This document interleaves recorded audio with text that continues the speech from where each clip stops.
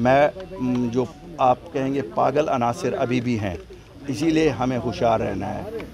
जितनी निंदा की जाए कम है।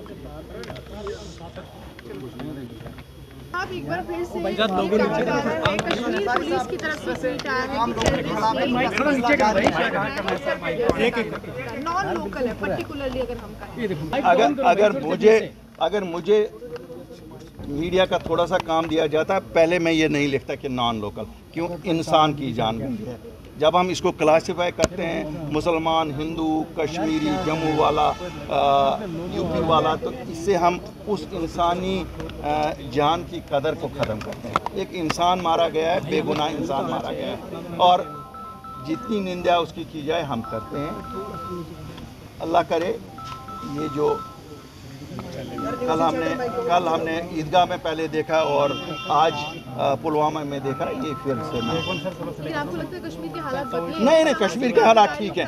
कश्मीर के हालात बिल्कुल ठीक हैं। ऐसी इन चीज़ों से कश्मीर के हालात पे कोई नहीं कह सकता कि कश्मीर के हालात ठीक हैं। सवाल ये भी उठाया जाता है कश्मीर के नेताओं पर कि जिस तरह से आप डोमिसाइल की मांग करते हैं, आप कहते हैं कि बाहर वालों को नौकरी नहीं देनी, वो नफरत का बीज बोते हैं। नफरत का बीज नहीं है। देखिए ये बात, देखिए मैं आपको कहता हूँ, मुझे माफ़ी देना, आप मीडिया से हैं लोग, नफरत अगर फैलाते हैं तो मीडिया ही फैलाता है। हम हक अपना मांगते हैं जब हम कहते हैं कि हमारे नौकरियां हमारे बच्चों के लिए रहेगी। आप हिमाचल में जाके नौकरी करो ना, आप आसाम में जाके करो ना, आप किसी और, ये नहीं है कि हम जम्मू कश्मीर में जो मांग रहे हैं वो कोई अजूबा हम मांग रहे हैं जो कहीं इस मुल्क में नहीं है। हम इस मुल्क के उतने ही हकदार और दावेदार हैं जितना कोई और है, और ये हर रियासत में अपना लोग अपनों के लिए रिजर्वेशन रखते हैं। हम भी कहते हैं, इससे कोई हम नफरत के बीच नहीं।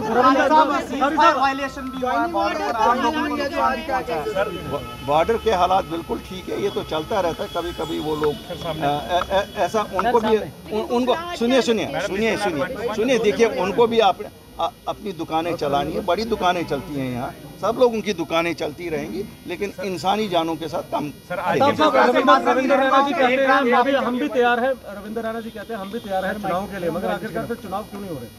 अब देखो मेरे भाई, ये तो रैना साहब अगर पार होते, मैं वहाँ चला जाता, उनको बोलता यार चुप करके ही मुझे बता दो कान में कब हो रहे हैं।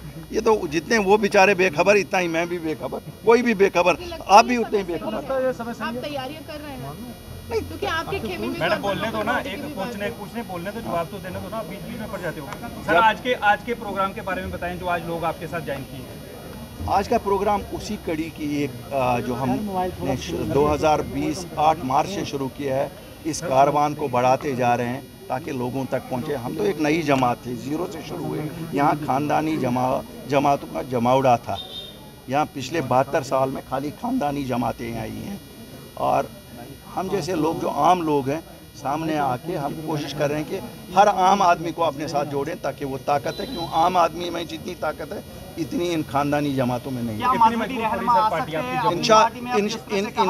इंशाल्लाह इतनी मजबूत है कि हम अगली सरकार बुखारी साहब रहनुमा भी कहा जाता था कि अपनी पार्टी में आ रहे हैं, सवाल उठा रहे थे कि ये लोग जो है प्रधानमंत्री के साथ चल रहे हैं, तो फिर क्या हम वहाँ